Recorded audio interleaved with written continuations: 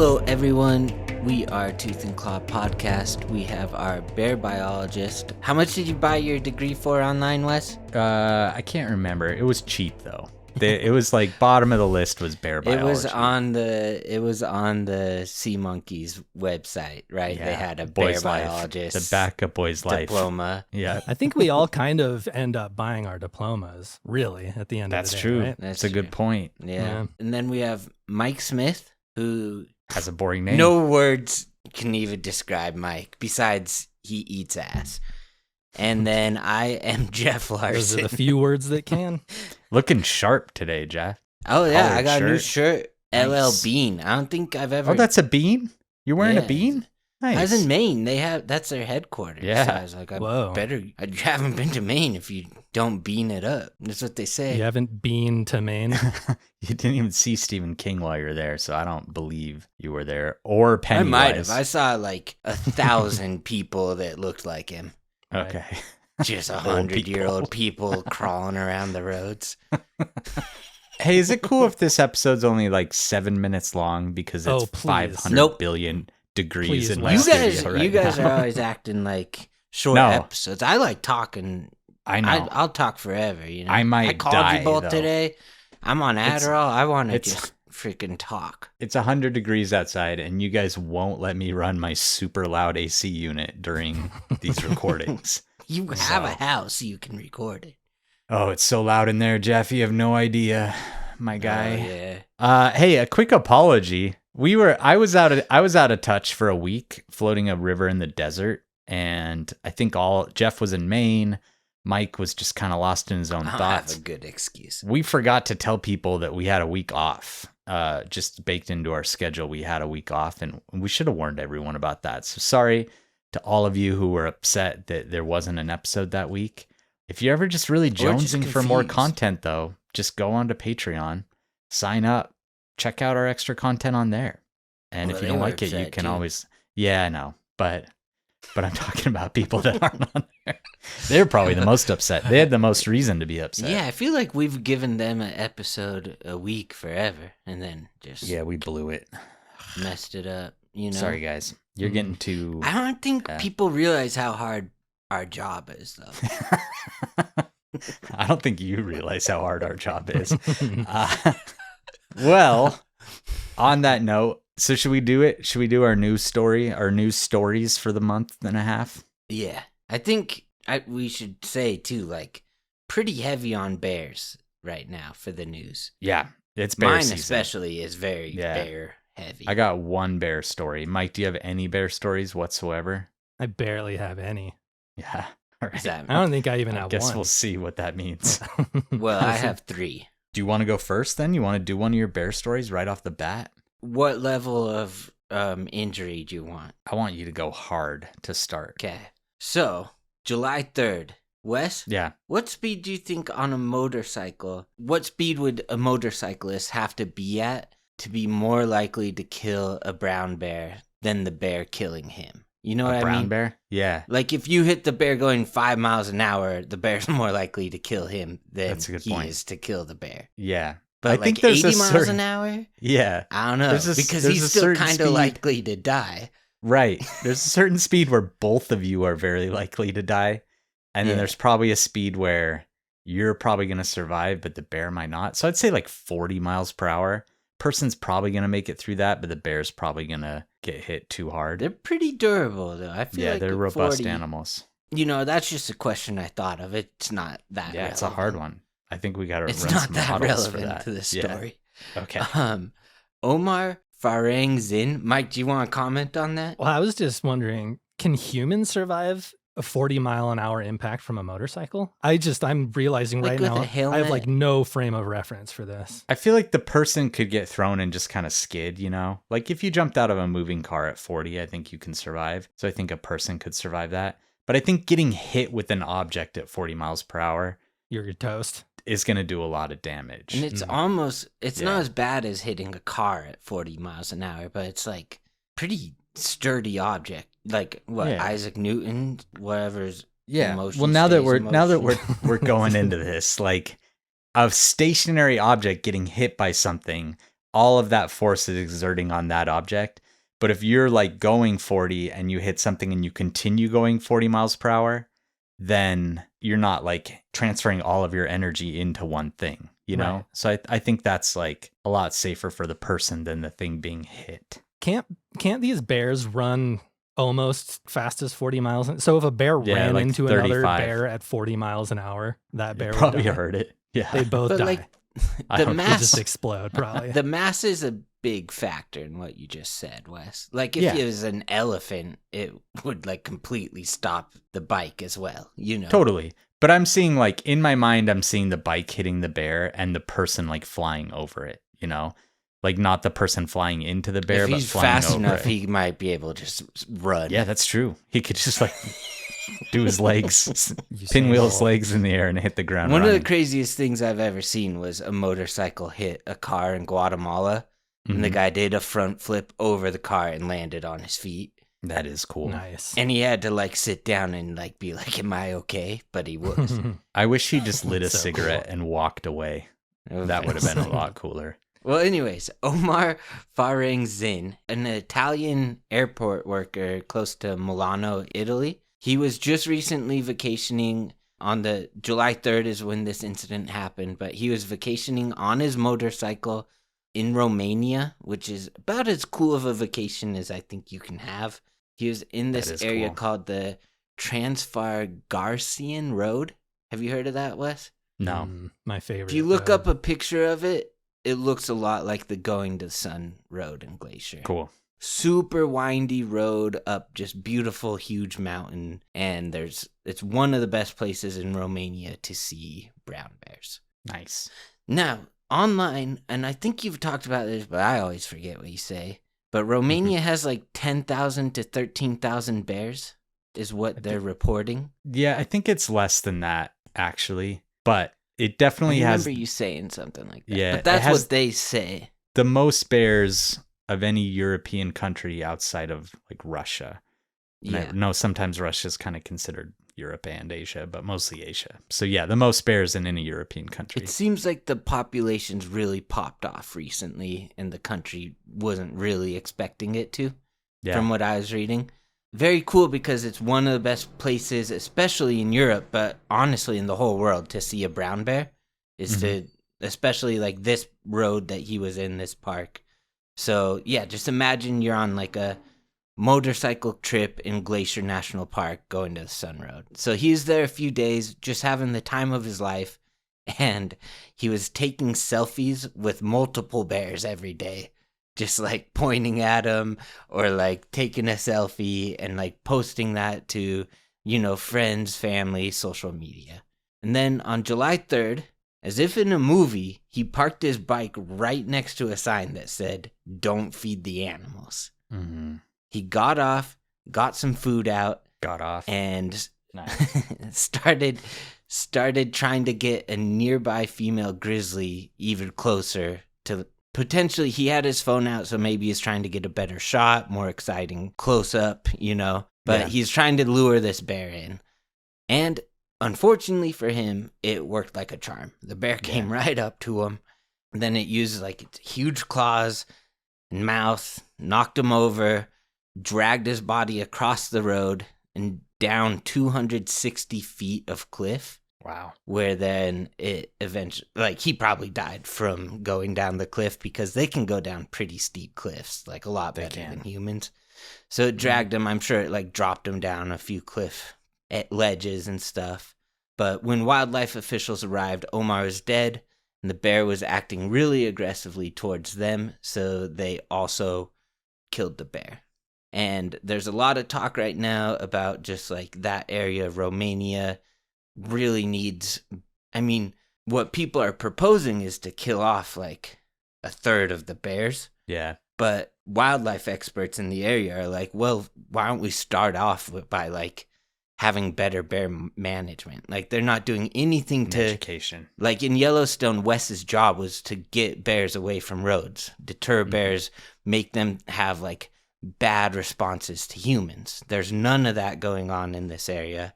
The bears are like definitely led into roads because they see that as a source of food from people traveling. And it feels kind of like early Yellowstone days almost, where people just treating bears like they're not wild, dangerous animals. Well, and as we've said a lot, like, get bear spray like in people's hands out there, you know? Yeah. To be fair, too, like when Yellowstone closed their dumps and stopped feeding bears, they did have to kill a lot of bears. Like, they killed hundreds of bears to kind of get rid of that line of genetics of these bears that were food conditioned. And I'm not saying that's what Romania has to do. I agree with you that like better management and better education are the two things to start with, especially in 2025 when we have all of that knowledge.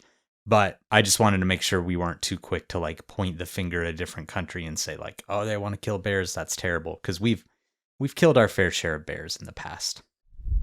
This episode is brought to you by Hims. Snoring, hogging the covers, tossing and turning, these are problems in the bedroom that Hims can't help with. My problem is I'm going to bed at 8 a.m. again. I don't know what happened. My sleep schedule is completely messed up. But when it comes to performance issues between the sheets, like ED, Hims has you covered.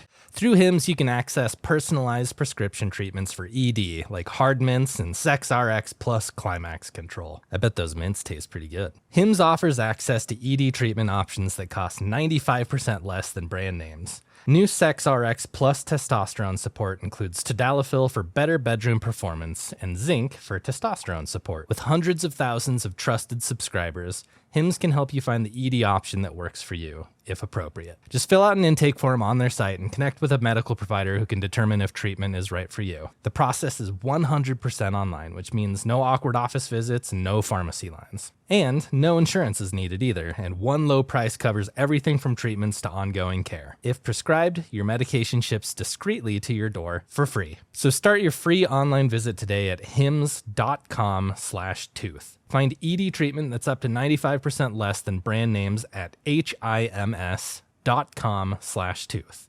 hims.com/tooth. Actual price will depend on product and subscription plan. Featured products include compounded drug products, which the FDA does not approve or verify for safety, effectiveness, or quality.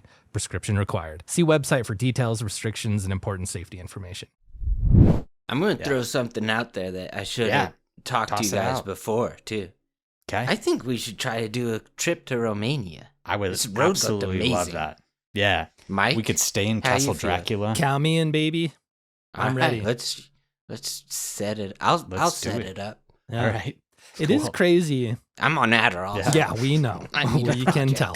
You're wearing a business shirt too. You might as well. It's pretty wild how bears really, speaking of motorbikes, but they can do the hot rod fall and just like get up and walk away from it like nothing happened. Yeah. It's crazy to see that footage of like big cats or bears just tumbling down an entire mountain and just, I think they could survive getting hit by that bike. I'm deciding. They're tanking that easy. There are a lot of those videos where the bears die. From a motorcycle? No, from tumbling down a mountainside. There have been bears that have died from motorcycles, though. Sure. Yes. See, I feel like if you're saying just a helmet, like he doesn't have like padding or anything. Yeah. I don't think there's ever a speed where the Are you saying helmet? Person is helmet. Okay. Helmet. More likely to survive than the bear. Yeah. I think it's the list of things to hit on your motorcycle for like bad things. I think bears are pretty close to the top of that list. No, not even close. Dude. Bombs, acid, the president, volcanoes, just a wall of magma. All right, I've got a fun story. You guys ready for a fun one? Yes, sir. All right, this first story features a guy named Cowboy Cody, and he lives on a little farm in rural Murray, Kentucky. And it seems like he might be a person that has a hard time battling intrusive thoughts when they come up. And I recently learned a definition for intrusive thoughts. Those are the thoughts that are telling you to do something against your morals, which I thought was an interesting way to define that. Anyway, in early June, Cowboy Cody decides to go to some local bars, wet his whistle a bit, but I think he's already had a few. And when he shows up at the Big Apple Bar and Grill, they decide not to let him in, which may seem unfair to you guys, but he has a bit of a reputation in this little town. He was previously banned from this very same bar for quote unquote a drunken mule incident, which we're not talking a Moscow mule here. We're talking about the animal, the mule, and also quote unquote bullwhipping people in the bar. So that'll do it. Yeah, so he gets a little rowdy sometimes. Just this last winter, for a second time, he led the police on a chase through town, but it wasn't exactly a high-speed chase because he was on a mule, and it didn't take them very long to catch him and throw him in the drunk take with some lesser charges. So you might expect Cowboy Cody doesn't love that the Big Apple is refusing entry to him. And even though most of people know his history of being a rascal, the bar sends Mary Hafner, who's one of their most experienced and calm bartenders, out to give him the news. And he says, "Oh, I see. They sent a pretty face out here to distract me." He's smart. He is. He knows their Can't tricks. get anything past this guy. Yeah. The plan does seem to work, though. And he leaves the bar and goes back to his car. And I'm sure everyone working at the Big Apple breathes this collective sigh of relief. But then he shows back up, and he's not alone. You see, earlier that day, he had caught a raccoon, and he's now holding this raccoon by the scruff, and it's really pissed off and scared. And he walks up to the door of this bar and throws this terrified raccoon into the middle of the bar, and then goes back to his car. Poor raccoon. I know. I think he probably imagined this raccoon just like turning into the like Tasmanian devil and like shooting all over the place and causing a ton of chaos. And initially, that's not at all what happened. Like there apparently is a video of this somewhere. I couldn't find it. Just took a seat at the bar all calm. He thought he was like throwing a grenade. Just in ordered like a shot of whiskey. No, this raccoon's looking like pretty terrified. It's kind of hiding. It's trying to escape all these different patrons. But then one of the bar employees decides that he's going to take matters into his own hands. And Mary, the woman that we mentioned earlier, was like, "Hey, I know how to handle a raccoon." She's like Kentucky born and bred. Pretty face. And yeah. And this guy's like, no, I got it. And he runs up to this raccoon and grabs it by the tail. It turns around and bites him really hard on his hand. He lets it go. And Mary's like, "I got this." She gets a towel. She corners the raccoon, throws the towel over it, and takes it outside and releases it. And a quick side note here. If someone's ever bit by an animal like a raccoon or a bat or anything that's potentially rabid, and there's a way for you not to get rid of that animal, don't get rid of it, because it's a lot cheaper and easier for the doctors to test the animal for rabies than it is to test you for rabies. Just so you know. All right. Cowboy Cody's gone. He's pulled over by police down the road. He refuses to roll down his window and talk to them. They manage to get him out of the car, and he's arrested once again. It's his right to not roll the window it's true. down. It's his mugshots are really funny because they all look absolutely identical, but his hair is like a little bit different in them. But it looks like someone just took like the same mugshot like 4 times. It is pretty funny. On a more serious side, though, it doesn't sound like he's very good to his animals. He had charges of animal cruelty with his mules. Obviously, wasn't very good to this raccoon. So I really hope that he learns his lesson this time around and manages to fight some of his demons and at least be nicer to animals. I do think I'm a business guy, always thinking business. If I was the bar owner, I think I'd want at least one regular named Cowboy Cody. Cody. You might as well just... I mean, going to bars, a lot of times it feels kind of dead. There's like not much entertainment. So it's like, that guy's providing you free entertainment. Yeah. People that went to the bar that night will be like, "Hey, I went to Big Apple today. Someone threw a raccoon in the middle of the floor." Everyone they tell that to is going to that bar the next day. Or like their friend is like, "Hey, I noticed you're missing your left eye." And you're like, "Yeah, this guy at the bar pulled out his bullwhip and started hitting people, and it was pretty sick." All right, Mike, you got something for us? I guess I do. So this one happened June 27th of this year. That's how news works usually, or these news episodes work. I got this from standard.co.uk of all places. The Brits are reporting on this one for me. And this one's interesting for a couple of different reasons. But in some of the stories that we tell, sometimes that initial encounter with the animal isn't even really the worst of it. Sometimes the effects that linger on afterwards are really what is going to cause the most problems for these people. Such is the case for a young man named Beckham Reed. Young man, he's 2 years old. I don't know. When do you become a young man? Not yet. 2 But is when not is a young it? man. You tell me then. I would say like 11, Really? 10 or 8 years old. 11. Yeah. Oh, Eight. yeah, that's It's when true. you become the age of young. Yeah. Okay. Yeah. I like that. Okay, so imagine you're the parents of 2-year-old Beckham Reed. Your little boy, he's outside in the backyard with his cousins. He's driving around on his electric toy car. So you got that vision in your brain? Yeah. What kind Too of young car? for that. What kind of car you think he's got, Wes? A little Ferrari. Ooh, you think these Yeah. are like high roller? I'm not sure. Yeah. Well, actually, I do, and we'll get it to the family's finances in a little bit. He was scooting around for a while, as usual, and then he accidentally runs over a yellow jacket nest inside, like under the ground. You know how sometimes wasps will nest under the ground. Yellow jackets especially nest underground. Which I think is like kind of unfair of them to do, because it's like, you can fly. Why don't you put your nest somewhere where you're like, we're not going to step on it? Then you won't have to that's a attack good us. But It's nice I'm and not a cool bee. underground. Feels though. like being up would protect them more too. I'm not sure. That's what I would think. But Up in a tree or up in a roof, like you just gotta look out for birds. But down on the ground, you gotta look out for birds, cats, foxes, Toy cars, coyotes. young men. the thing that bears. we need to remember is they're not paper wasps, so they don't make they can't make a structure like a paper wasp can. Yellow jackets are just nesting in like cavities.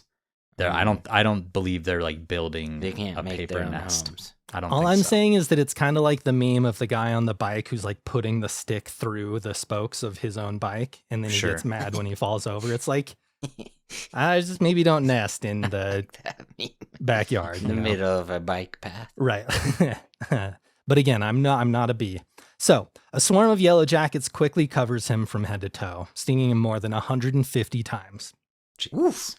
Crazy. So his dad, either who saw or heard what was going on in the backyard, he rushed out, he grabbed Beckham, hustled him into the house, and then they ran off to the emergency room, he and his wife with Beckham. Yeah. And that was where the doctors administered morphine and Benadryl.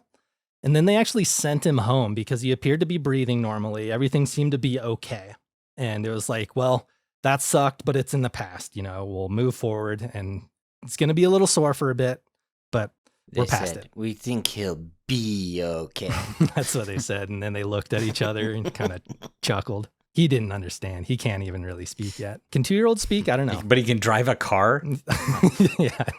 America, crazy country. Yeah, this is happening in Brunswick, Georgia. I think I mentioned that, but if I didn't, there you go. So less than 24 hours later, his condition got worse again. He started turning yellow. His breathing started He's turning into one. Yeah, this is one of those radioactive bees. He's about to be bee man. No. So they rushed him They're back to not the emergency bees, room. too. Just so everyone knows, Yeah, these they're aren't wasps. bees Sorry. that we're talking about. Wasps, yellow jackets specifically. They rushed him back to the emergency room because he's turning yellow, swelling up. It's looking bad again. And it was discovered there that several of his organs were failing, including his liver and his heart. And one more deadly wrinkle to this story is that he was actually born with only one kidney.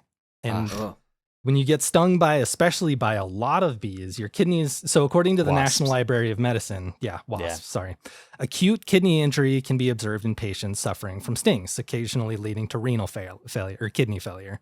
So if you only got one kidney, you're going to want that one to be functioning at its optimal capacity. And if these wasp stings are going to get in the way of that, things are going to look pretty dire for him. So most of the time, stings, again, they're not deadly. But on the rare occasion with people who have pre-existing health conditions or allergies especially, they can be life-threatening, especially with like 150 of them. A 2-year-old, 150 stings can be deadly, even if you're like perfectly healthy. Like that's crazy amount of stings for such a small body. Yeah, so he was transferred to an intensive care unit at Memorial Savannah, put on dialysis, ventilator support, and critical IV medication.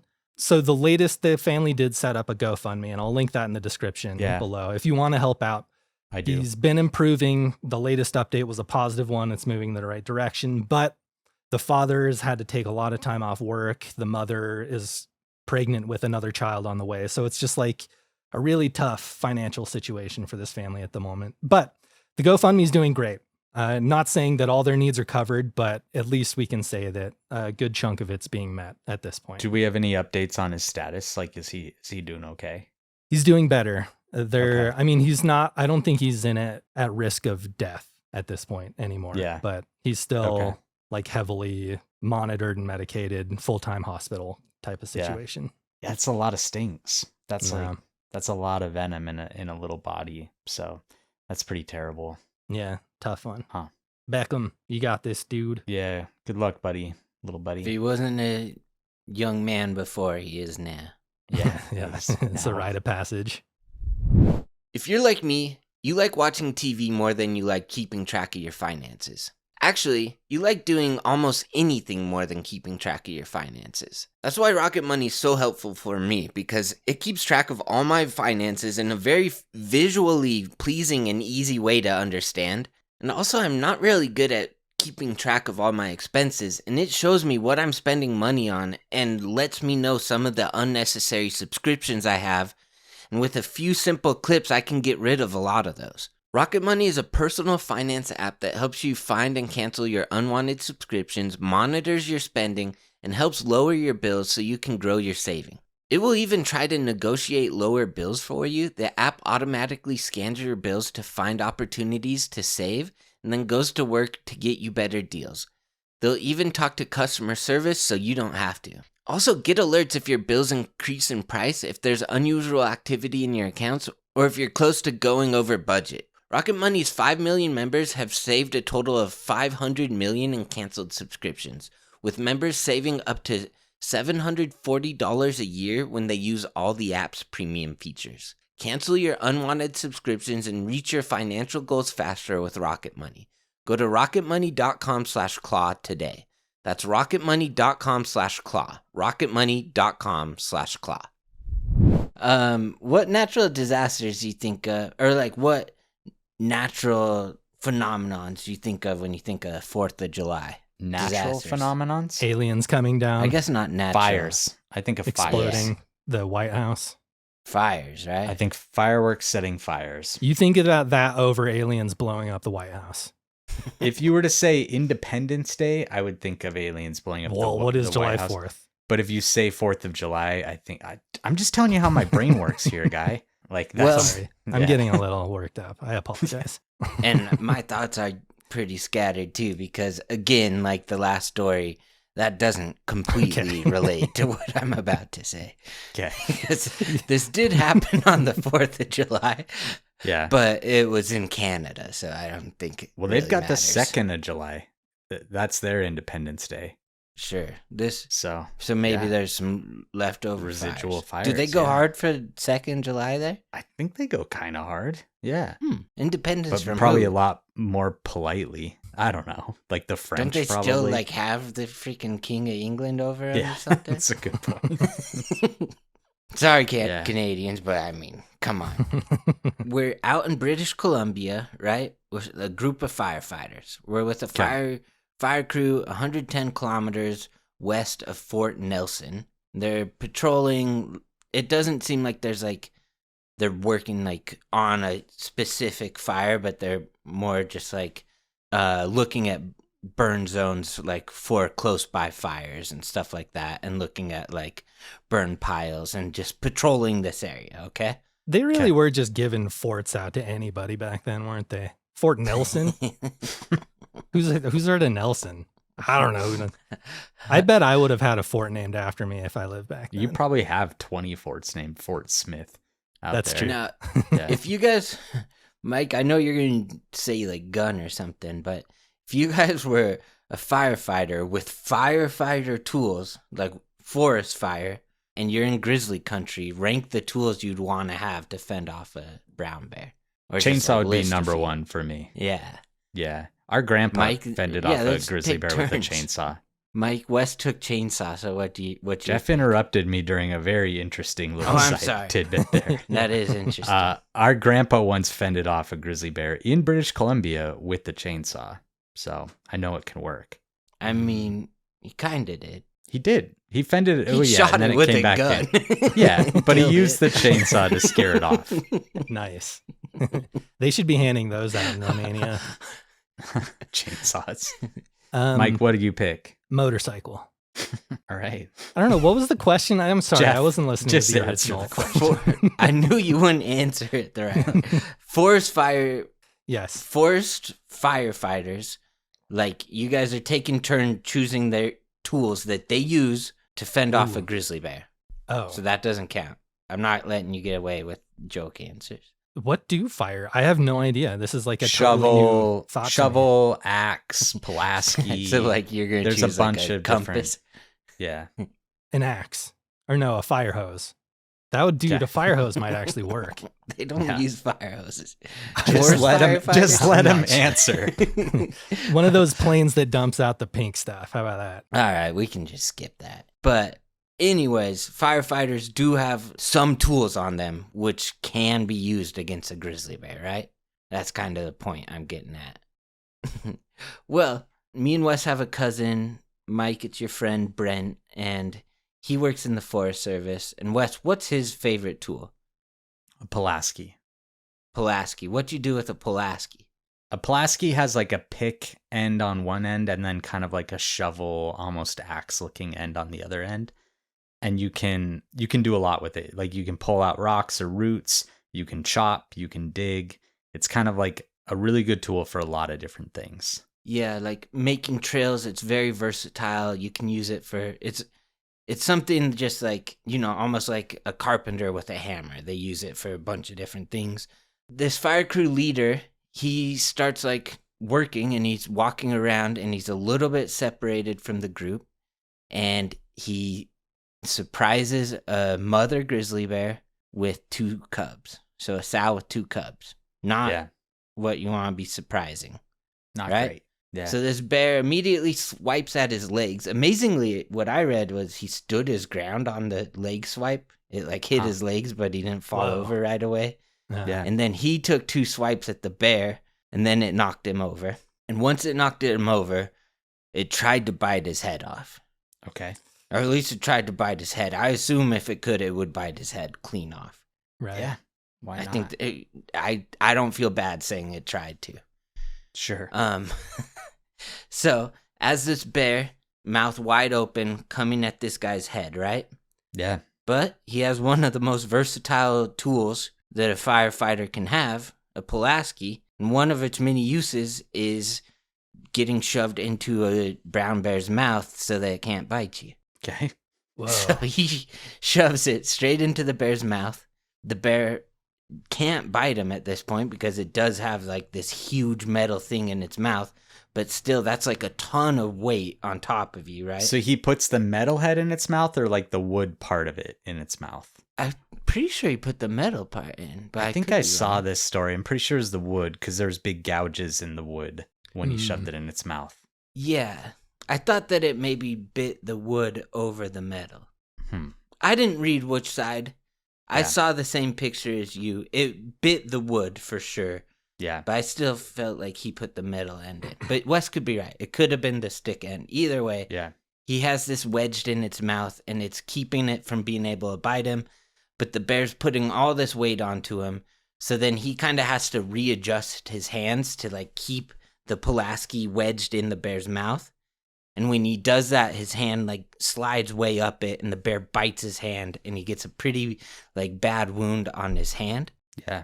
And he's screaming, and the rest of his crew's only 100 meters away. So they hear the screams, they run up, they use Wes's number one choice besides bear spray, a chainsaw, start revving it, works really well, especially in a big group.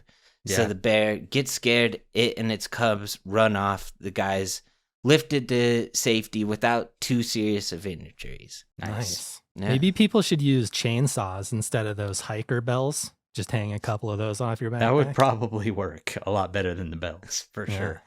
There'd probably be some other injuries, but I've got another bear one too. This one's from Panguitch, Utah, or Sevier County. This is actually closer to Hatch, Utah. This is right around where we were doing our black bear work, where I had my black bear study that Jeff helped out on. Some of the bears that me and Wes trapped Are in this wandered area. into this forest, right? Yeah. Or like And this actually, area, yeah. This year, there's a huge fire in that area, pretty close to Hatch, that's burned, I think, over 30,000 acres. And so this could, just to kind of put a pin in this could be part of the reason for this encounter is that this fire could have displaced this bear and it might be having a harder time finding food or habitat. Anyway, in mid-June, a 43-year-old construction worker was attacked by a 300-pound black bear while working at a cabin site in Bryce Woodlands, Utah. This guy's name is Nate Peterson. He was bitten and scratched by the bear, and he had some pretty good muscle damage on his left arm. He had a nice chunk pulled out of his left arm. He said, "Crazy bear, I was just sitting there minding my own business. Bear walked up and hit the side of my bed. Then he came over and jumped on my bed. He tried to scare it away, but it pursued him. It jumped down and bit his arm. He started screaming and tried to throw it off, and then started throwing stuff at it, and it continued following him. But sooner or later, I think he was able to finally deter this bear. Maybe, I didn't say in any of the articles, but maybe someone showed up and helped him get this bear away. Polanski, maybe? Pilaski, yeah. Pilaski, Or it could have been Polanski. Polanski too. Roman Polanski might have shown up to do this. All right, so he had a pretty terrible experience. He had to go to the hospital. As far as I know, he is still in the hospital because he's had some crazy infections and stuff start up. The article I used is Fox 13 in Salt Lake City. And anyway, he's in the hospital. He still has an infection. He's going to remain hospitalized for a bit, as far as I can tell from his GoFundMe. There is a GoFundMe for him as well, which we'll also link in our show notes. It sounds like this has been quite the financial hardship for his family, not only time away from work, but also expensive medical bills. And it seems like they're still quite a ways from hitting their goal on their GoFundMe. So we'll link that as well. If you just want to look it up, just look up Nate Peterson Bear GoFundMe, and it should come up in your Google search. My turn, right? Okay, so this one, my next news story. About a month ago, thank you for some vigilant Discord users for helping me target this one.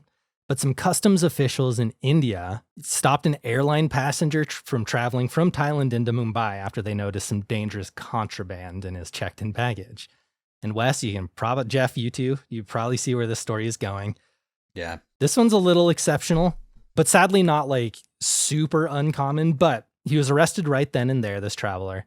And they found, included in what they found in his checked bag was 44 Indonesian pit vipers, 3 spider-tailed horned vipers, and 5 Asian leaf turtles. So just an entire bag, probably several bags full of just animals. I don't know how people think they're going to... Yeah. Like, how do you think that's going to just go through? You like put it up on the thing to get weighed and it's just like wriggling around. Yeah. He's just like, oh shoot, they're checking bags today. It's like, yeah, of course they are. They always do. Oh, dude. Those spider, especially in India, where they make you take gosh. out like every single little cord that you've ever owned in your entire life. He had to like unpack each snake one by one and lay them out. Mike told that one guy, you too, when he said, have a nice flight. That was his Mike, fault. He you was setting me idiot. up. That was crazy how he asked that question. Oh, I agree with you, actually, but it's just funny how he was like, I'm not flying. Yeah, he got me. Those spider-tailed horned vipers are cool. There was one of those like blue chip documentaries, Our Planet or Planet Earth or whatever, that featured them not long ago. And they have a tail. They blend in perfectly with the rocks, and then their tail looks just like a spider, and they move it so it looks just like a spider. And then as birds fly in, they strike out and kill the bird. They're a cool snake. How do you feel about the possibility of being on an airplane with one of those? Oh man, I would just hope that my guy Samuel L. Jackson's around to take care of it, you know? Yeah. Would you go into the bathroom with that? No. No. And go have sex with that guy? Yeah. Yeah, the guy. Why the guy? Because he's the one that initiated it. That's true. Yeah. Yeah, I'm not going to initiate You have it. a hard time saying no. I don't think that's what Mike was referring to. I'd be fine with it as long as there's not flowers that release hormone or like release Pheromones. something that makes him more aggressive. Right. Was that part of the story? Yeah. it was- Next to the plane. So Yeah. just to get the story going again, sadly, again, according to officials, the illegal smuggling of exotic wildlife is a pretty common thing. Yeah. Like not long before, they caught another smuggler bringing on 5 siamang gibbons. They're small species of endangered apes who this article said was, quote, ingeniously concealed in plastic boxes. That's crazy. They're not small. They're apes. They're big. Right. Yeah. It's that's nuts, crazy. This thing these people are trying to get in. But the list, I mean, you just do like a simple search on the internet. Yeah. You'll see these stories just like every other day. Yeah. You'll see another one pop up. And I know we laughed at it, but these people are very good at concealing these animals and like getting them through security. This is a huge problem. Yeah, and it's really sad because a lot of the stories I read through, they're transporting a lot of snakes and lizards and smaller animals they can really pack in there. And they're not like taking the best care of these critters. So a lot of times some of them will just like die and they'll have to be like intermingling the live ones or just kind of crawling around the dead ones for hours and hours and hours at a time. Not to mention just like the fundamental ethical issue of trafficking these animals from one place where they do need to be existing to where they shouldn't be. But what like actually happens when these animals are seized? Do you know? Is there like a standard protocol? Are they like put into? I think if they have a way to re-release them into the wild, they will. Because these are generally like wild animals. They're captured in the wild. So I think, especially with the snakes and reptiles and stuff, that's not an animal that's like learned to exist in human care. Like they can be released pretty easily. So I'm pretty sure they have programs set up to release a lot of these animals whenever possible. Just throw it in the evidence locker next to like all the cocaine.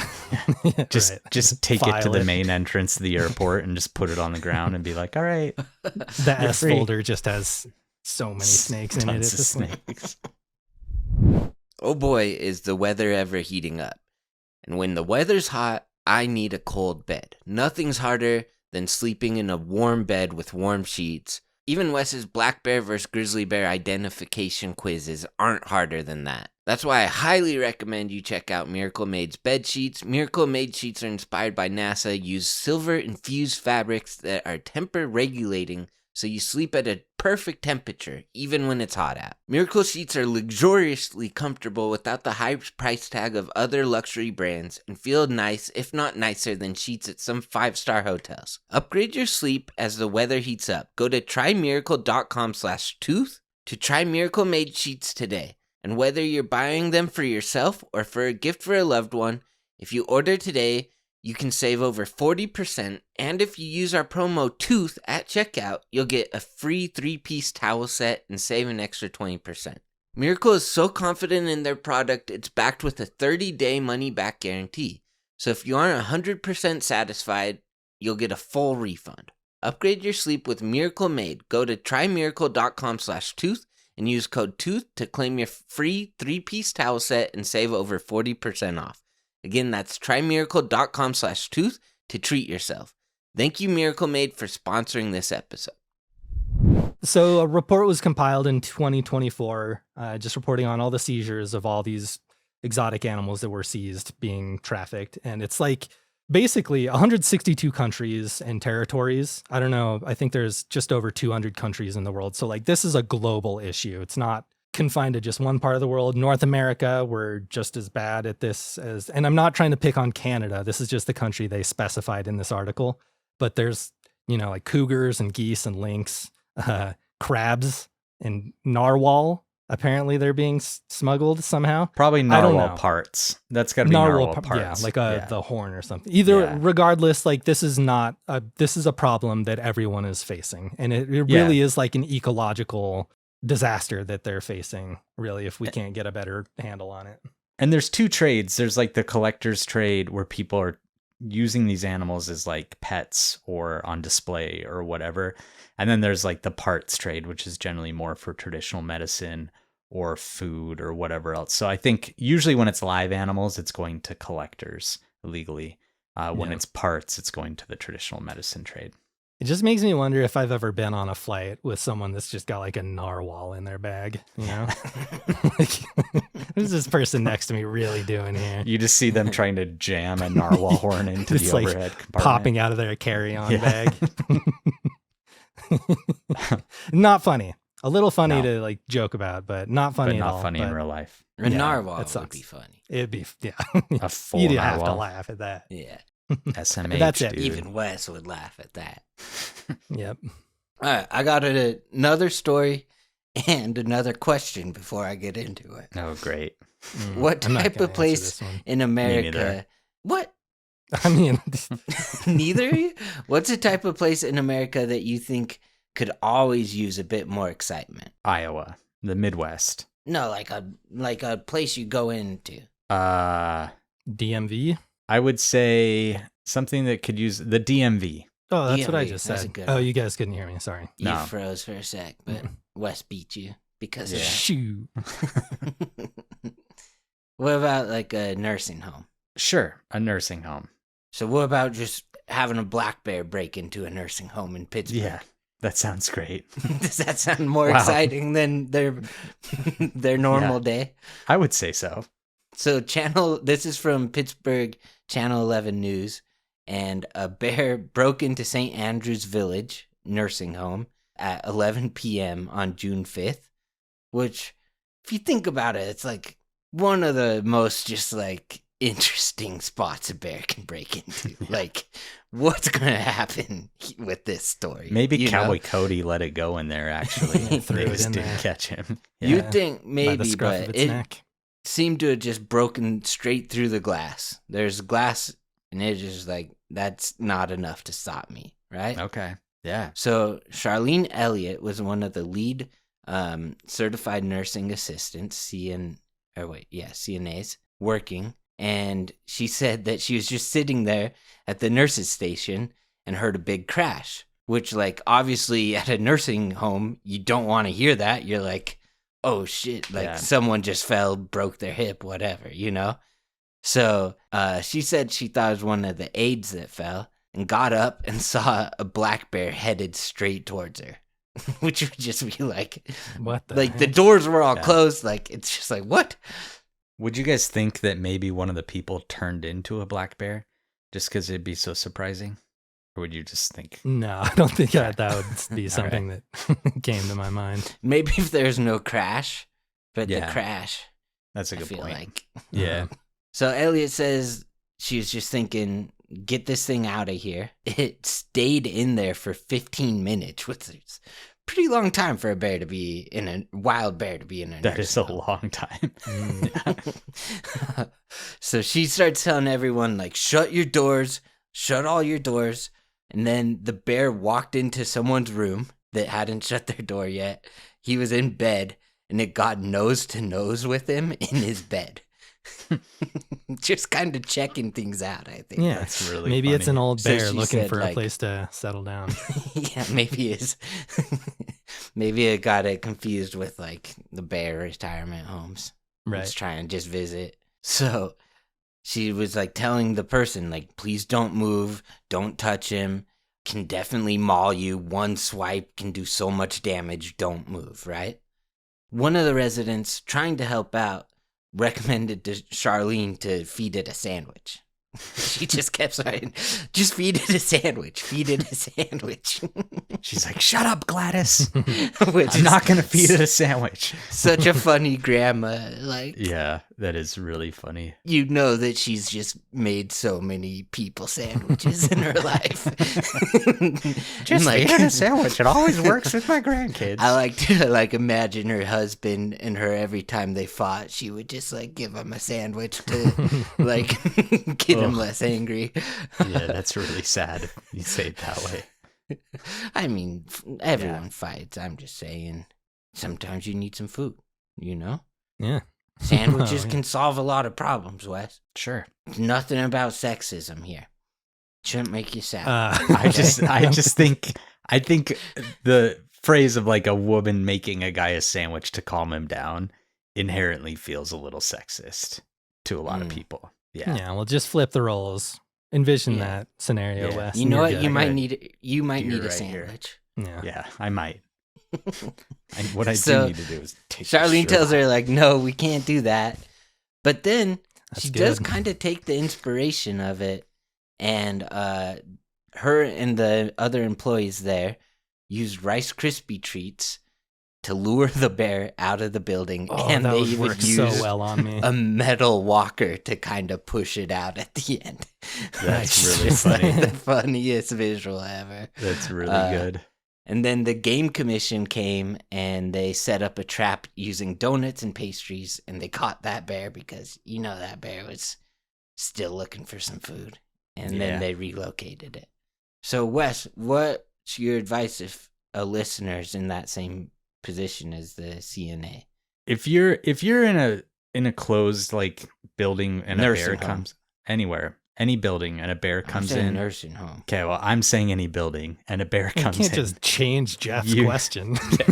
Fine. If you're in a nursing home and a bear comes in, you should do exactly what this woman told the residents to do, which is get to a safe location. So behind a locked door, anywhere, where you can get safely away from the bear. And then I would call, first of all, like the police, and they would then call the wildlife agency and let them come take care of the bear. It's probably going to do some damage. Just make sure you're safe and in a safe location. You can try and scare the bear out once you are safe, like make a lot of noise and stuff. But in a building, I would never recommend someone trying to like haze a bear out, because if it doesn't feel like it has a good escape route, it might decide to charge you rather than run away. All right, thanks, Wes. Yep. Do you want me to give like my last little headlines now or at the Sure. end? Yeah, you can do them now. Okay, so a fox bit 4 people in North Carolina. Just kind of like, normally it's coyotes, this time it's foxing. Yeah. Foxing around. Okay. And then in Pakistan, a pet cat Lion. attacked... Oh, sorry. my joke. You re-rack it. It's all right. It's that. Pet cat, a lion, attacked a mom and child in the street. I saw that one. That was Holy pretty cow. rough. Yeah. But they ended up being all right, which is kind of crazy. Yeah, but it's crazy. The lion just like jumps a wall that's like not tall enough if you have a lion in your care, and just runs this woman down in the street. It was pretty wild. Yeah. I mainly had that one for the joke. Yeah. Sorry. It's all right. You caught me. And then It's 2 episodes in a row. Wes has ruined Jeff's joke. in Thailand, there is like a little store, and a 27-year-old male elephant walked into this little convenience store. I'm sure a lot of people have seen the pictures. Wes, you've seen those? Yeah, I've seen that one. I've seen the video. And yeah. It headed straight to the candy counter, pushed a freezer out of its way to get there, and started eating. It only ate about 10 bags of candy, which is crazy to me. You'd think like elephant in the convenience store, like that store is like done. But minimal damage. And then I just want to bring up, I was thinking about like what candy the elephant would want. My mind always goes to Reese's. But Mike, you said Reese's tastes gross to you now. Right. Because of COVID. I kind of feel the same way. Really? I think You think they Reese's changed the suck thing? now. And changed And the I recipe looked thing? it up, and a lot of people agree. I guess that they maybe changed the cocoa butter ingredient to palm oil. No. And palm oil We is a don't like bad palm thing. oil. Yeah. And I think like a lot of people are saying they're like too sweet now. The peanut butter's not as like, it's a little bit more stale. The chocolate's a little more waxy, and it tastes sweeter. What the heck? And I kind of agree with all that. Well, and if they're using Reese's palm used to oil, be so good, then dude. let's The not best. eat them anyway, Yeah. Yeah. Boycott. Tooth and Claw is brought to you by Gooder Sunglasses. They have stylish sunnies starting at only $25 a pair. And I know that sometimes when you're buying sunglasses that are a little bit more affordable, you're sacrificing quality or style, and that's not the case with Gooder. They look great, they feel great, they're lightweight on your face, 100% polarized, they don't slip, and they have amazing styles, different vibrant colors, sleek styles. There's a pair of Gooder for everyone's personality. And for me, recently I've been noticing sunglasses a lot because I love sunglasses. And when I notice someone with cool sunglasses, more often than not, I'm finding that they're Gooder sunglasses. I just really like their styles. I like the way they look. They just make really good sunglasses. And they're designed for both everyday wear and active individuals that love to run, hike, bike, and more. I actually have a pair on my desk right now because sometimes in my studio it gets pretty bright. So I just throw on my sunglasses while I'm recording with the boys. And we've had lots of comments, people saying, where did Wes get those sunglasses? And they're from Gooder. So they've been a great sponsor. We absolutely love them.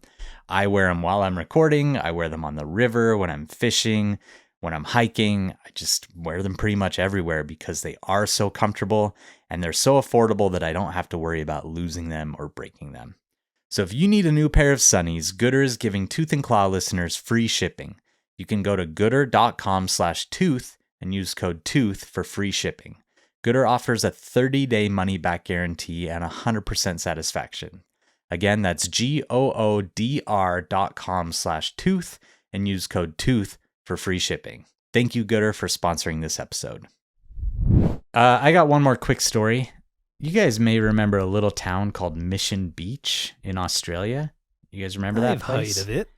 Oh, we got to know Mission Where's this Beach going? very well because the three of us drove all over Mission Beach for like 2 days straight, pretty much all day long, looking for a certain animal. Do one of you want to tell me what animal that was? Cassowary. A cassowary. Yes. When we went to Australia, cassowaries were at the top of my list for the animal that I wanted to see. So I specifically included in our route a stop on the Cassowary Coast. And we went to the one beach that everyone says you see cassowaries at. We went there multiple times, didn't see them.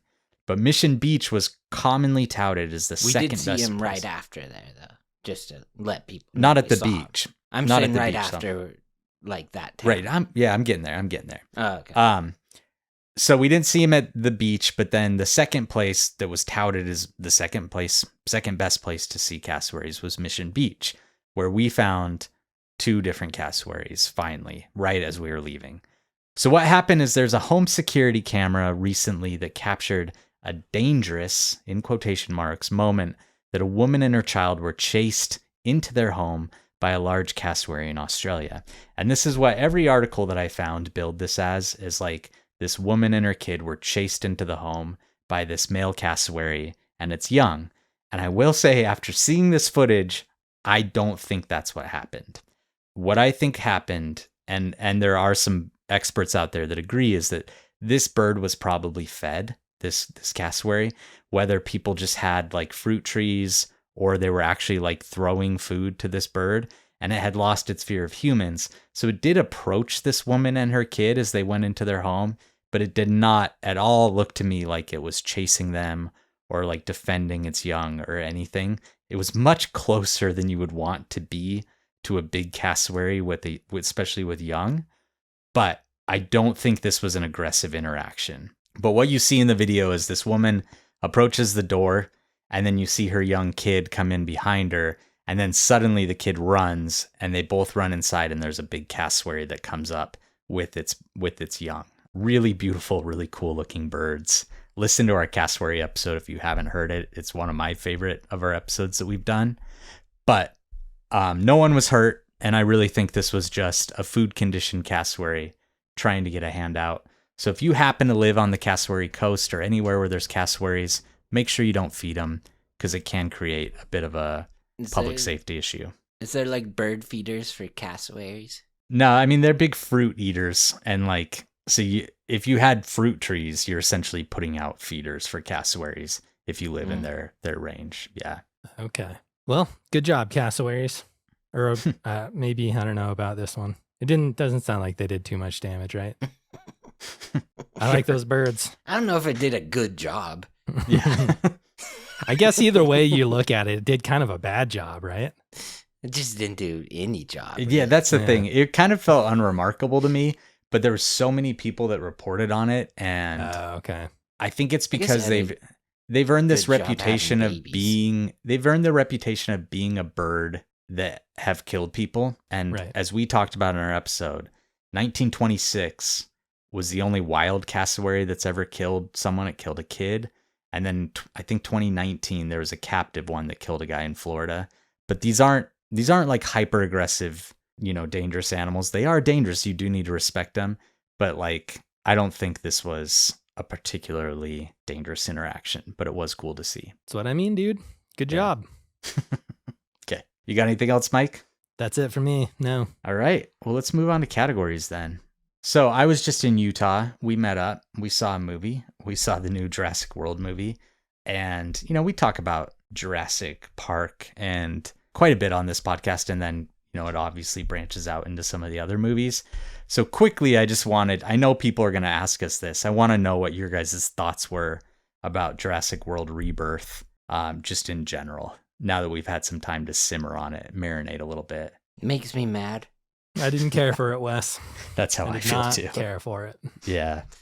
I think it's out of like the 7 movies, I'd probably put it 5th, and that makes me even more mad that like it's not the worst. But the music was so weird. I never noticed music. The music felt like AI with the original music, just like changing it. And then, Mike, there's like some part where Scarlett Johansson's talking about someone dying, right? And it's just like her, playing like the military friend getting blown up or something. But it's just like playing like the Jurassic Park, like, yeah. Insane. I can't believe that happened, yeah. I think I had it at 6 out of 7 even. Like, I think I liked Fallen Kingdom more than I liked this one, which is crazy because I didn't like Fallen Kingdom. They're all on that similar level of like, I never want to think about them ever again, that I wouldn't blame anyone for having it lower. There's nothing about it that really grabbed my attention or stuck out to me really in any way, except for, and this is the really like crazy part to me, the only character I'm going to remember from that movie is the bad guy, Rupert Friend's character, because he was the only person that really felt like he was consistently making like decisions according to the goals that he had. Like no one else really. The only character I understood. His motivations. Right. And just, I want to put this out there. I was rooting for him. I think every once in a while, I'd mention this to you guys right after the movie ended, but every once in a while, we just need to have the little child character. They need to get chomped by a dino just to keep us honest, agree. Especially in the Jurassic Park, Jurassic World universe. Yeah. Like Jurassic Park 3, that little kid, if he had gotten killed, would have been like so much better. It would have been amazing. Yeah. It's so boring when a character pops up and you know that there's no way the filmmakers are ever going to kill them or hurt them in any way. Right. It's just like, not even a character though. I could have guessed every single character family that lives and dies. Yeah. And obviously some big spoilers here for this movie if you like still want to see it after hearing us talk about it. But my biggest complaint, go ahead, Jeff. I was just going to say the only reason I have it over Fallen Kingdom was the T-Rex scene in the river. I thought was like pretty great. Yeah. My biggest complaints were that there weren't any like good kills. There was no person that died that I thought it was like memorable or interesting. And Fallen Kingdom has the guy in the cage with the Indoraptor or whatever that I think is like one of the better Jurassic kills. And then I also I just hate that they're creating all these fake dinosaurs for these things. Like the mutant dinosaurs, they're just boring to me. When there's thousands of unused dinosaurs in the franchise that are really cool, amazing animals that actually existed and are much scarier to me than like a lumbering D-Rex that like is completely ineffective somehow. Like, I don't know. I just thought it was boring. I want to say though, a lot of people out there are really enjoying it, and you shouldn't just don't just take our word for it. Like, I'm a huge proponent of people making up their own mind, liking what they like, because I know I would be the biggest hypocrite in the world if I were to like cast aspersions or judge anyone for what they enjoyed. So if you're interested, go check it out. You know, a lot of people are seeming to find it worth their time and money. And secretly, I'm glad it's making a ton of money so that they'll make more, because I will just keep seeing them. Yeah. Sooner or later, they're bound to get one right. I'll disagree with you there, Mike. I don't think you should be allowed to like it. Anyone listening. That's and we all have our own opinions, it turns out. I think deep down you agree with me too. I mean.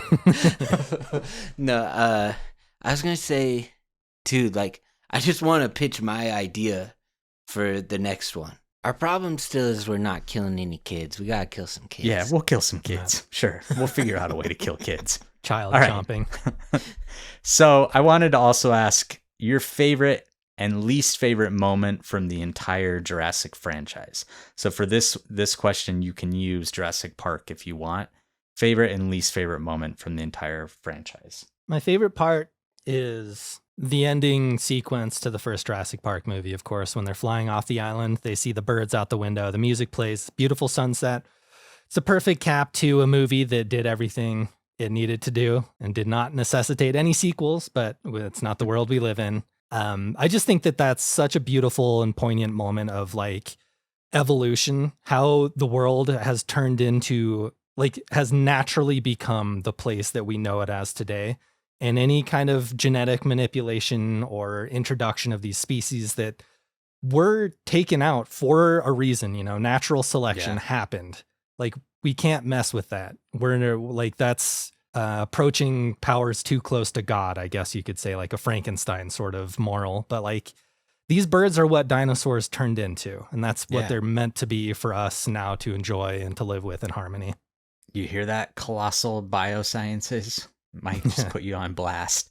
So my all-time favorite moment is always going to be the T-Rex breaking free in the original Jurassic Park. But because I think that was like a given for me, I picked a runner-up, which is from The Lost World, which I actually really enjoy that movie. There's a part where Julianne Moore's character, Dr. Harding, I think. No, that's from the first movie. I can't remember. She's falling off the roof, and there's all these like tiles kind of sliding off, and there's a raptor behind her, and she manages to kind of like push the tiles so the raptor falls. And then you get this really cool moment where these two raptors are fighting on the ground behind her, and she falls off the roof as well. And there's the shot of her on the ground and the two raptors fighting behind her, and it's lit so well and shot so well. It's like classic Spielberg framing and lighting. It's just like such a beautiful shot, and I just really love the raptor parts of The Lost World. I think it's a fun movie. For least favorite, I'm going to go with one that's like not actually my least favorite scene to watch, but just like as far as the storytelling goes, I just hate it. Yeah. And that's the first Lost World where they let the T-Rex... Jurassic World? Or sorry, the first Jurassic World where they let the T-Rex out, and the T-Rex just like starts fighting with the raptors to try to like save the people. It's just like, why? Like, the raptors were trained. Like, why is the T-Rex doing this? Yeah, it would immediately just head in the other direction. Like, nope, I don't want to mess with that. Like, I get wanting to have like a big like dino fight at the end, but it just didn't make any sense. And then favorite, I'll shout out Danielle with National Park After Dark in this one. We were just talking about the movies, and she said her favorite scene is Lost World, where the raptors are in the tall grass just picking off people. Scene. Great scene. And I think mine would, I've said before, like the toilet guy, it might be my favorite. The T-Rex eating it. Gennaro. So like, it's real fun. But I'll shout out that one because it's a great moment. For me, my least favorite was in Dominion, which I aggressively disliked that movie. It just felt like pure like, my least favorite movie ever. we have the original cast, and now they're doing like a Scooby-Doo adventure to figure out where these locusts are from. It was so dumb. But my least favorite moment is when Ian Malcolm, Jeff Goldblum's character, throws a torch into the mouth of the Giganotosaurus, which is like the huge T-Rex looking dinosaur, a real dinosaur. I'll give him credit for that. And it blows fire out of its mouth when he throws the torch in it. Like suddenly it does like so awesome dragon breath. Yeah. And it's like, dude, it was so dumb. Cinema. Yeah. My least favorite's the end of Jurassic Park 3. He blows the flute and the raptors go away for some reason. That lives rent-free in my brain, and when I think about it, I need to like pace around and think about life for a little bit. It's that was not a mistake. Even a flute, though. It's like a skull. It's like he blows through a skull. Yeah, that's right. A skull. It's a like I get the recreation of their acoustic. vocal. Yeah. Is he saying go away? Is he saying I'm sorry, leave us? Like, is he talking to these things? What are they getting from this sound? My point is, it's even stupider than a flute. Like, it's incredible. Yeah, I got like my read on it was like they got confused because all of a sudden he was making a raptor noise. But sure. I do think these those raptors are my smart or not? Yeah, they're my favorite designed raptors. I think from the whole series, Jurassic Park 3. Good looking raptors. Gosh. All right, your favorite and least favorite movie then, apart from the sequel. Favorite and least favorite movie. I'll go first. My favorite is Lost World. My least favorite is Dominion. Yeah, I'll probably just copy that. Jurassic Park 3 is even with Lost World for me. Yeah. Okay. All right. We're all on the same page there then. Lost World is the only sequel that really has any merit in watching, in my opinion. But yeah, I haven't seen the others. I don't have to. I'm not going to pretend like I'm going to change my mind on this. They're terrible. All of them, except for those first two. Yeah, that's kind of how I feel. Although when I rewatched Jurassic Park 3 recently, I kind of enjoyed it. I like how admit. quick they get into it. Yeah. Sure. And Jurassic World sometimes can be fun. Okay. What animal would cause the most chaos if you threw it into like a busy restaurant or bar? So, Cowboy Cody tried a raccoon. What do you guys think? If you could physically throw an animal, you can't pick like an elephant or a whale or something. Like an animal that you could actually throw. What do you think would cause the most chaos? Oh, I read it wrong, but I like my answer still. Yeah, let's hear it. I was still on dinosaurs, so I said a before. Dilophosaurus. There we go. You think you could physically throw a Dilophosaurus? Yeah. Okay. They weren't that big. And Sure. I think it sneaks into the back and spits into the food is why. And then everyone gets poisoned. And everyone dies because it spat in the food. Why? So they just saw fossils for Dilophosaurus, right? No, so like, what do you mean? Why do they think it can spit? They don't. That was like a total Stuff. creation by Steven Spielberg. That was just okay. like a flourish.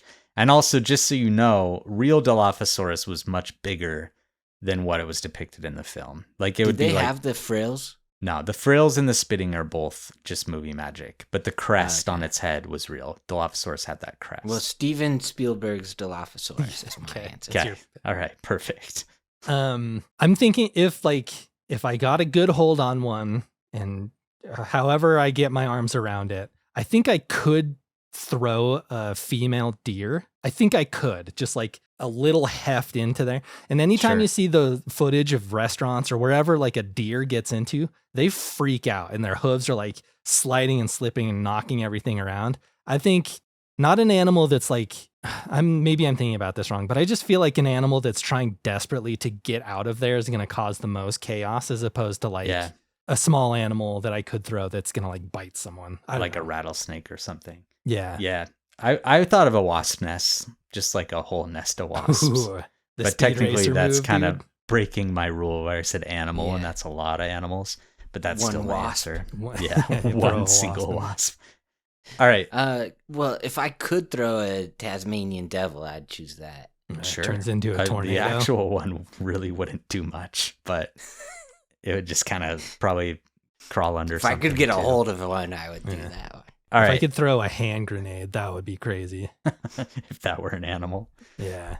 Unless we're just spitballing here. Electric eel. The next category is the best thing about the month of July, in your opinion. It's blockbuster season. New big movies are coming out. Some of them are good. Some of them are not. Just for the record, F1, I greatly enjoyed that movie. I'm not always a Debbie Downer here. So it's just a fun time of year. Superman's coming out tomorrow, or maybe today even. It's just fun to be excited about movies. So there you go. It's a good thing. Jeff? Fly fishing in Montana. Yeah, for me, it's just like water. I feel like in June, often waterways are still too cold or flooded to really swim in. But July is when all the rivers around here and like lakes and stuff get warm enough that they're really nice to swim in. So I just love July because you get to swim a lot if you live around that kind of thing. You're ready to go too now. You got your shirt off. It's so hot. Hop in the water. All right. Mike, it's been a minute since we've talked about your list of things that are overrated. So I kind of just wanted you to give us one thing from your list of overrated things. Okay. I'm going to do one of each because I don't like just being purely negative. Just a real quick, something that I think is underrated is when you go to a restaurant and each of their different entrees has a different shaped plate that it comes out. I love when you get like a rectangle plate or like a dish with like big dome under or over it, like Sai had in Australia with the hamburger. I love plating gimmicks. I think it's so fun. As for something I think is overrated, it's musical comedy acts. Like I'm going to get a lot of heat for this. And I realize just the fact that this is like an overrated thing means most of the people are not going to agree with me on this, but people like Weird Al or Bo Burnham or like Tim Minchin, I just have never been able to get into musical comedy. at all. You And could I have think started there's- with anyone but Weird Al, and I would have agreed with you. But the I second know. you said Weird Al, it's like, I had to rip the Band-Aid off just to like let Yeah. it be known that's how I feel. I just feel like maybe they're hiding a little bit of something. He's an immensely talented guy, obviously an incredible musician, almost like to a fault. He's he not can for recreate everyone. these music. Yeah. I just don't Did you find like it myself as a ever kid? enjoying it. Never, no. See, No, I not loved at it as all. a kid, but anymore Yeah. I don't. It's funny that Weird Al introduced me to a lot of the songs that I love now. Like I heard the Weird Al version of like Smells Like Teen Spirit and Gangster's Paradise and all these other songs before I heard the real version. Really? And it like really set me up to like those songs a lot. Because when I heard, I was like, oh, this is actually like much better. You know, Okay. and not funny. Yeah. Yeah. Again, no shade to anyone who does like that stuff. It's never been for me. All right. I actually had a gripe that I wanted to share too. Can I share a quick gripe? I'd love to hear it. I just saw a video of like this guy in the UK that knocks over cairns when people make them, like stacking rocks on top of each other. And he's my hero because I also hate cairns. They're great when they're used to like mark a path for navigation, and usually Forest Service or National Park Service or whoever will like maintain cairns that are necessary for that. But when people just do it, it destroys a lot of good habitat for invertebrates, for reptiles and amphibians and stuff. And I also just kind of think it's natural graffiti. Like I feel like you have to then see that someone was there before you. And some people that are looking for like a wilderness experience don't want to see other people like marking that they were there. And that's how I feel. Like I don't like seeing this evidence that a bunch of other people were there, even if it's just rocks. So do you think you'd like it if someone kicked over Stonehenge? No, I don't think Stonehenge Or the is pyramids? Karens. No, I wouldn't like that. No. So you Okay. hate Karens in the wild. Karen? Yeah. Not Karens. Yeah, Karens. And not the city of Cans. Cans. Yeah. Yeah. Right. So, all right. You guys got anything else you want to talk about before we wrap this up? I have a Jeff's animal fact. Okay. Oh yeah. It's been a while. Male Revis pheasant has the longest tail feathers of any bird. Oh, cool. Cool. There you go. All right. Any other birds out there that want to challenge that? Is You it know? shake 'em? Grow them longer, I It guess. says it's 7.9 feet. Wow. Bad gum. That's a long. That's, Did Cowboy it's- Cody just join yeah. us? Cowboy Cody's making a guess of your dad gum. That's a big old tail feather. Throw that in the bar. All right. Before we end it, Jeff, do you have a couple listener questions for us? Yeah, so Doc Teg asked, besides Jurassic Park, what is your favorite 90s movie? Oof. It's a hard one. Mine's the Matrix is my favorite movie, bar none. It's the first movie that really made me want to like think about what a movie was doing rather than just like have it blast into my eyeballs and just marvel at the fights and stuff. So yeah, that'll forever be my answer for 90s movies. I'm going to look at my letterbox real quick here. Yeah, that's over Jurassic Park for you, huh? Yeah, there's maybe the only movie over Jurassic Park for me. I'd probably have to go Point Break. Oh yeah. I love that movie yeah. so much. I might have to go Casino. Oh, I that's love Casino or A River Runs Through It. Probably one of those two. great. You motherfucker. I own this city. I made you, motherfucker. All right. So Lisa Nola asks, what sticks out most in your memories of watching Steve Irwin? For me, it's just like his joy. I feel like the reason Steve Irwin connected with so many people is you could feel his passion and joy in like his work, and it just was so evident how much he loved wildlife, and that's really what stuck out for me. In the image in my brain will always be him like shoulder deep in a snake hole or some kind of hole reaching for something he can't even see. And like to this day, I'm just like, why? That's crazy to me that he's doing that. But he really was just a fearless dude. I'd probably say how short his shorts were. Or Yeah. the word crikey. Hannah O'Carroll asks, what's the best year? And this is just the 90s. I think I'll go 99. A lot of great movies. Yeah, I'd go 99 as well. It's the last year the world was going to exist. 99. Fight Club, The still Matrix. Yeah. Yeah. If it's not 99, I'm going to go with maybe 93. I think that's the first Wu-Tang album, my favorite Tribe Called Quest album, Del, the Funky Homo Sapiens first album. Like a great era for rap in that year specifically. Michael as someone Jordan. that's Oh, I thought we MJ. couldn't pick 93. If we can pick any year, it's 93 for me. It's the for sure. 90s, yeah. Okay. Yeah. Yeah. It's 93. What do you mean? then. What did you think the question was? I thought it Except for was like 93. aside from 93 because I always reference 1993 as like because of Jurassic Park. Yeah. Okay. Sean A. Pixie 16 asked Monica or Rachel? Oh. From Rachel. Friends? Yeah. Yeah. Growing up as Rachel, I feel like more and more, like if I see Friends on, I'm kind of like, man, Monica. Yeah. We should know Monica's these are funny. Courtney leftover Cox. 90s questions from Jeff's episode about Lorraine Poppet. Monica's Courtney Cox, right? Yeah. There's something, weirdly enough, I've always found her the most attractive in Scream, but in Friends, it Yeah, isn't quite the Scream. same for some reason. So I'm more of a Rachel. Try not. Yeah. Yeah. She's like a little too neurotic in Friends. I feel like she's like maybe that's a little it. too kind of like, yeah, I don't know. And Rachel's always billed as like the object of attraction in Friends, I feel like. So that's why I agree with that. Yeah. You I always gazed liked at how her. Ross was just like a paleontologist as his Yeah. That's Yeah. a crazy choice, Yeah. but it's cool. St. Jimmy 1031 asks Backstreet Boys or NSYNC? NSYNC for me. No, actually Backstreet Boys. It's Backstreet Boys. Same. Growing up Yeah. is NSYNC. Now I'd probably take Backstreet Boys. Yeah. I mean, like I'm I not- genuinely like Want It That Way. I think that's a good song. I'm not sure I've Yeah. ever fired up either of their music at my own behest ever, but if I had to pick, I think Backstreet Boys would be It's it. Backstreet Boys, yeah. All right. That does it for 90s themed questions. I'll All think right. of another theme for the next batch. Okay. 80s. I don't know. Who knows? All We right, get crazy out here. 2000s. 2000s maybe. And I'll be sure to get some questions from Patreon for our next one because we've been getting lots of good questions on our thread. Maybe there. the 1890s. We could still keep it 90s, but like just move it. Actually, though, let's do Yeah. it. Okay. 1800s question themes. Let's do it. All right. Thanks everyone for listening. Thanks for sending in stories. Thanks especially to those of you who subscribe. It's truly what has kept this podcast going for so long. So we really, really appreciate it.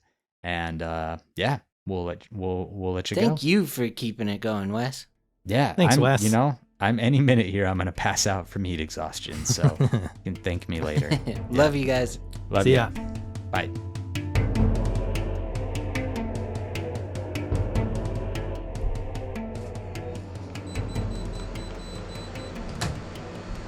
Whew. All right. Oh, I gotta stop my recording.